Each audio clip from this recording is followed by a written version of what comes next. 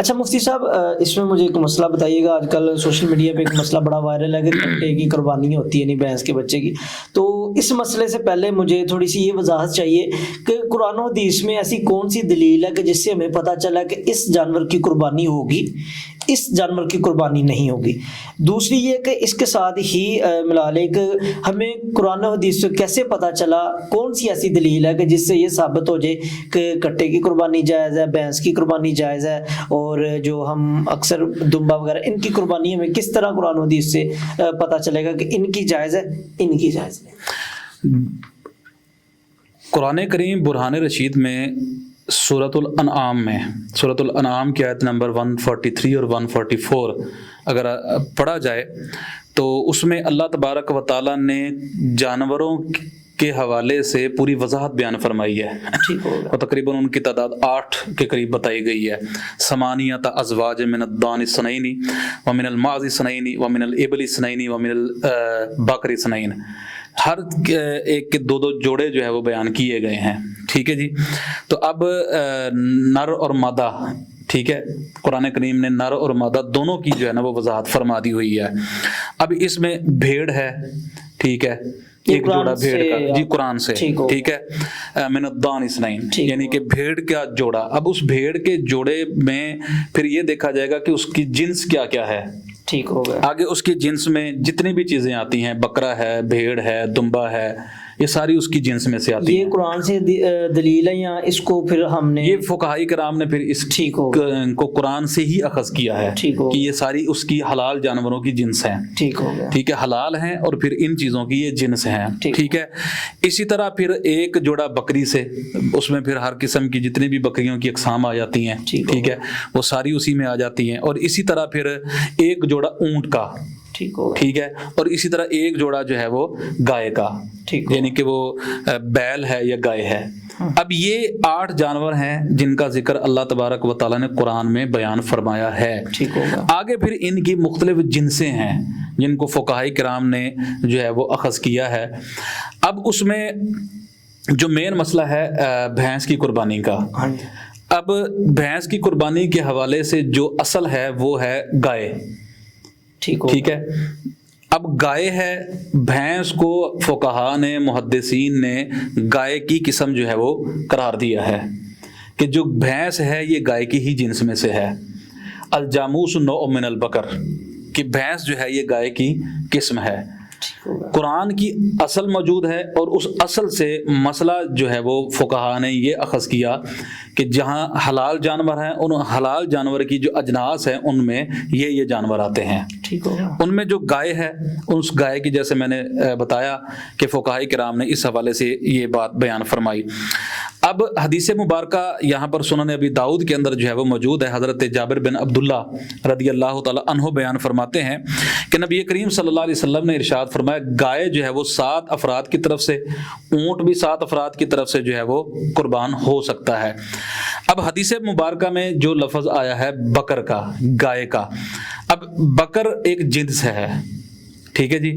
اب اس بکر ایک جنس کے تحت مختلف جو ہے وہ جانور آتے ہیں، مختلف قسم کے جانور آتے ہیں. ایک جنس کے نیچے بہت سارے جانور آ جاتے ہیں. ٹھیک ہے. ان میں جاموس یعنی بھینس بھی ہے. ہمارے ہاں لغت کی ایک بڑی مشہور کتاب ہے لسان العرب.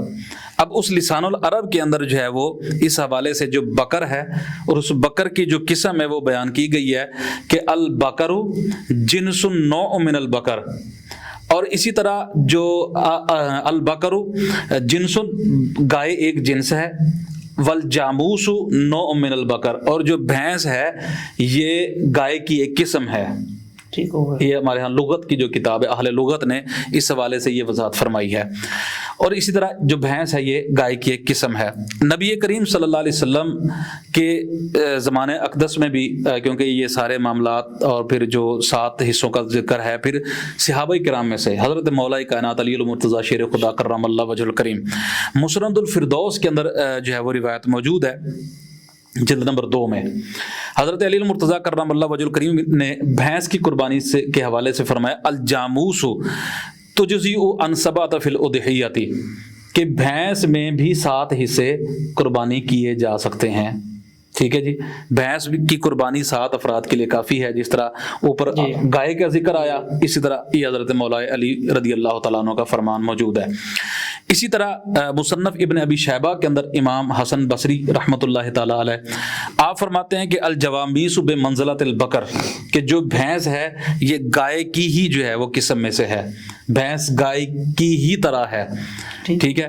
اور احکام کے اندر بھی فرمایا گیا مصنف ابن شیبہ میں جہاں بیان کیے گئے نا زکوٰۃ کے حوالے سے، یہ ہمارے اہل علم حضرات جو علماء ہیں یہ مصنف ابن ابی شیبہ جب پڑھیں گے تو جہاں پر جانوروں کی زکوٰۃ کا حکم بیان کیا گیا ہے نا احادیث طیبات کے اندر، تو وہاں پر انہوں نے فرمایا کہ جو بھینس ہے یہ گائے کی ہی طرح ہے. جس طرح اتنی گائیں ہوں تو پھر جو ہے وہ ان کی زکوٰۃ دی جائے گی، تو فرمایا کہ بھینسیں بھی گائے کی طرح ہیں، اور اتنی بھینسیں ہوں گی تو جس طرح گائے کی زکوٰۃ دی جاتی ہے اسی طرح ویسے ہی بھینس کی زکوٰۃ بھی کیا کی جائے گی، دی جائے گی. یہ فقہاء کرام کا اصول اور فقہاء کرام نے اس کی صراحت بیان فرمائی ہے. اسی طرح امام یحییٰ شرف الدین نووی شافعی رحمۃ اللہ تعالی علیہ اب یہ فرماتے ہیں کہ ان البقرہ جنس و نوع الجوامیس، کہ جو گائے ہے یہ بھینس بھی اسی کی قسم میں سے ہے، یعنی گائے کی قسم میں سے ہے. ٹھیک ہے. جو احکام گائے کے ہیں وہی احکام جو ہے وہ بھینس کے بھی ہیں.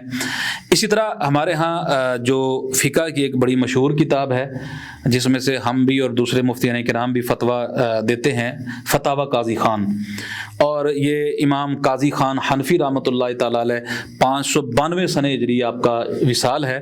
تو آپ لکھتے ہیں کہ جانوروں میں سے 4 قسم کی جو ہے وہ قربانی جائز ہے. فتاوی قاضی خان کے اندر فرماتے ہیں کہ بھیڑ، بکری، گائے، اونٹ، اور ان کے مذکر مؤنث دونوں جائز ہیں. اور اسی طرح وہ فرماتے ہیں کہ بھینس جو ہے یہ بھی بھینس کی قربانی بھی جائز ہے، کیونکہ بھینس جو ہے یہ گائے کی ہی جو ہے وہ قسم میں سے ہے.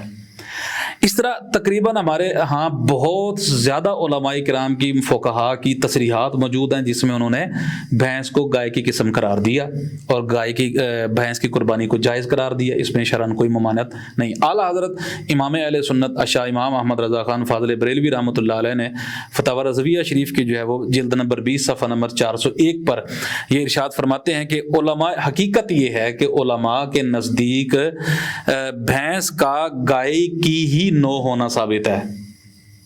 بھینس کا گائے کی ہی نو ہونا ثابت ہے.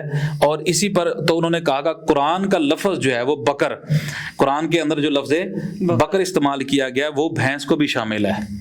تو اس لیے بھینس کی قربانی کو اگر دیکھا جائے تو فی البدی یہ قرآن سے ثابت ہے، قرآن سے ثابت ہے. ٹھیک ہے. جہاں پر فرمایا کہ قرآن کے اندر وَمِنَ الْبَقَرِ اثْنَيْنِ، تو کیونکہ بھینس گائے کی جو ہے وہ نو میں سے ہے، اس وجہ سے اس کو جو ہے وہ گائے کی ہی قسم شمار کیا گیا. جس طرح جو احکام گائے کے ہوں گے وہی احکام بھینس کے ہوں گے.